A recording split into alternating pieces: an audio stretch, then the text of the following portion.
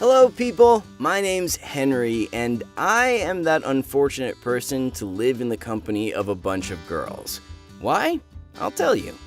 I always had some problems with girls. Well, I don't know how to tell beautiful stories, how to be cute and do other things these beautiful creatures like. I didn't get lucky with my appearance either. Instead of a beautiful face, I have the sad face of a sloth. Also, pimples. Instead of abs, I have a hollow stomach with protruding ribs. My arms are too long, and when I worry, I start to lisp. So, I'm still not the king of parties, yeah. But in fact, this did not bother me too much because, as expected, I'm a nerd. And until 16, I was not interested in anything other than studies, computer games, and fantasy novels. I'll say more. The girls even scared me, although they still scare me, especially now. My friends were just focused on other realities, but of course, in our conversations, we sometimes mentioned cute girls, like Mary from a parallel grade, but it was more like a chatterbox. Even at the prom, me and my company did not try to lose our virginity. We simply propped up the walls. Write in the comments if you also have some problems with the opposite sex, and say what you do to fix it. The only exception in this hopeless world of acne and loneliness was my best friend Diana, but her problems with her appearance were even worse than mine, and honestly, I never saw her as a potential girlfriend. She was just my harmless and anti-sexual girlfriend. Well, on the other hand, when I once did something stupid and invited Mary, the first beauty of the school, who was rumored to date high school students, it was Diana who told me why I was wrong and how I should live. And she even tried to tell me what really interested these girls, but I'm still not sure about her words. Because if you look at her, Diana, I'm sorry, but you don't look like a true connoisseur of girls and feelings at all. So I lived a usual life of a typical loser and geek. Like every honorable geek, I dreamed once I would find myself in a crowd of beauties, and I would definitely show them a real alpha hiding within. Well, I myself believed I had it within somewhere. I even tried to go to some trainings from coaches who taught me to love myself and communicate with girls. I must say right away that it didn't help. Anyway, it seems to me that this thing helps only those who are handsome in life and have money. And if you're a loser in life, then no pickup lessons may ever help you. After the graduation, the situation got worse. Due to an error in the mail, I accidentally sent my letter to college later than needed, and I risked being left without any studies. So half of the summer passed for me in the anxiety and screaming what a terrible loser I was. You can understand now that you can't have a good job without an education. They won't even take you at Starbucks. You're only going to be a cleaner there.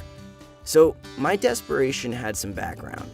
It was especially disappointing that for all the years of my studies, I managed to have the best academic score and take a grant for a scholarship.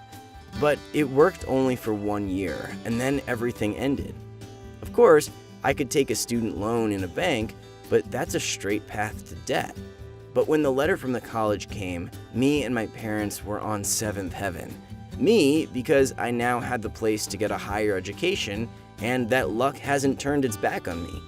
My parents, because they already couldn't stand looking at my sad face.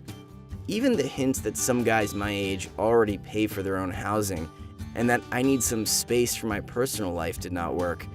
Now, don't get me wrong, my parents love me. I'm just useless in the real world. Well, it's just the way it is, and they knew this very well. And they thought if the chick was already thrown out of the nest, then it would fly. Such a metaphor, you know? But then I was admitted to college. The invitation letter was in my hands, and my departure was about to start just the other day, but life threw me another surprise. An official letter of apology came from the college. Somehow, it turned out there were no places in the students' dorms. They even promised me some compensation, and as soon as a place for me appeared, they would immediately give it to me. But at that moment, I had nowhere to live. It was sad. I just chose a college from those in the neighboring state, and I could not just come in the morning to study from my parents' home. It takes 6 hours to get there if you go by car, and as you understand, I did not earn enough money to pay for the housing. Me and my parents thought for a long time. We had a scandal. It even came to the point that I was not going anywhere this year and had to work at McDonald's or Starbucks.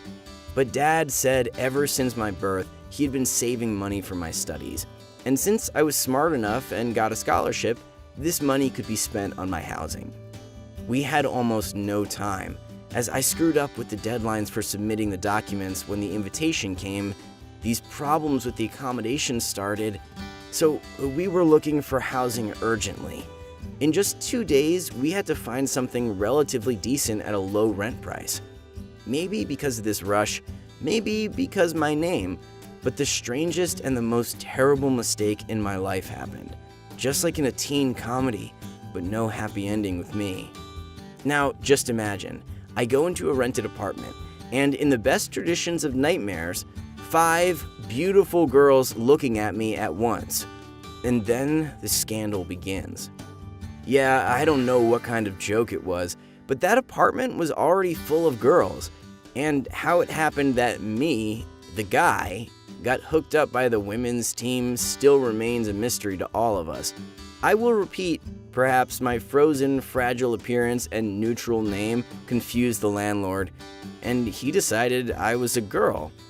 The only thing I was lucky with was that my dad paid the whole room, not a bed in the room with the roommates.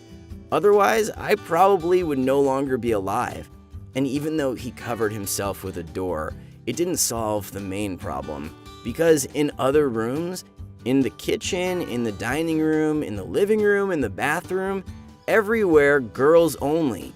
And it would be okay if everyone would be the same as Diana. But no, I don't know why the universe hates me, but the girls who became my involuntary roommates were just about to participate at a beauty contest. Blonde, brunette, red, curly, slender, with long legs and eyelashes. As if I died and ended up in my personal hell. You ask me why hell? If it looks like a paradise? You just don't know how it is to live with a constant erection. At first, the girls were shy about me. They even demanded to move somewhere, even live on the street, under the bridge. But then they realized I was harmless, and it's even fun to watch me move along. So they decided to let me live on, apparently instead of a cat. And then I felt the full power of the female friend zone. Sports suits and home dresses somehow imperceptibly gave way to the complete free outfits for me. My young ladies went out to drink coffee in very open clothing, defiled in their underwear to the bathroom, and did not pay attention to my sufferings at all. And my hormones unexpectedly caught up with me. They slept until I was 17, and then they decided at once to win back for everything. Maybe they just had no reason before. Although I thought I liked Mary from the parallel grade, I was really afraid to go out the door of my room because there were a lot of girls everywhere at varying degrees of nudity. Sometimes it seemed to me there were not 5 girls there, but more. And sometimes there were really more girls there because my roommates called their girlfriends. And they were not embarrassed of the lonely and sad me either. Even in the bathroom, enemies were hiding. There was lace underwear there and all sorts of other female stuff. My face turned the color of a fire hydrant from embarrassment. And, well, other processes in my body started. After about a couple of months, I significantly pumped up my right hand. Sorry for the details. And dreamed of gouging my eyes out. And to all my requests, the girls only laughed and said I can always turn away. Yeah, from all sides, they were everywhere. After 6 months of such cruel torments, I finally moved out. Well, to be exact, I simply could not stand it anymore. I packed up my things and moved out to live in a hostel with my school friend. We shared one bed, not good living conditions, but now I had a healthy psyche. And then they finally gave me my own dorm room on campus. So my housing issue was solved. At last. But this was not the end of my story with the roommates. Having lost such a convenient roommate, the girls went sad because there was no one to take out the garbage and repair the sink and the shower. So the girls started to invite me for a cup of tea and minor repairs. I didn't refuse, because somehow I didn't know how to tell beautiful girls no.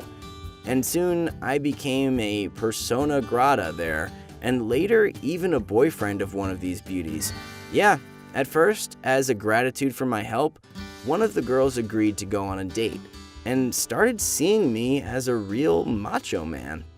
Later, it turned out, the most cheerful redhead girl, Ada, said she had been waiting for such happiness for a long time. 4 years have passed since then. I graduated from college and got a decent job. The girls' tips helped me to improve my looks, and I no longer scare dogs and pregnant women with my appearance. Ada is still with me. She's not my girlfriend anymore. She's my wife. To me, she's still the most cheerful girl I've ever known. And she's still walking around in our apartment in underwear, but now it doesn't scare me. That's my story. Write in the comments if you've ever been a loser in relationships. Like this video and share my story with your loser friends. And guys, never dream of living with a bunch of girls. It's not as gorgeous as it seems. Bye!